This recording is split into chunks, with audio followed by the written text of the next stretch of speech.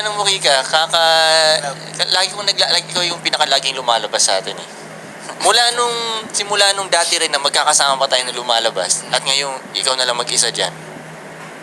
Ano ang parang mas mga na-realize mo ba sa game o nag-iba ba yung moves mo or yung tingin mo sa mga babae o paano mag-interact kumpara lang nung dating magkakasama tayo at ngayon? Same pa din sila, tol. Babae pa rin sila na parang pag hinaler mo, gaganon, magre-respond pa rin sila sa'yo. Okay. Tsaka pero yung iba kasing mga lalaki ngayon, tol, direct yung game nila eh.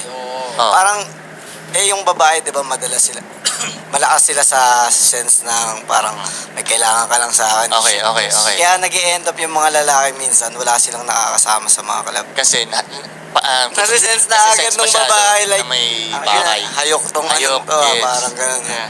Hindi yung parang pag pani at maangas na thing pa rin na ginagawa natin dati. Gumagana pa rin siya ngayon. Kasi naalala ko dati,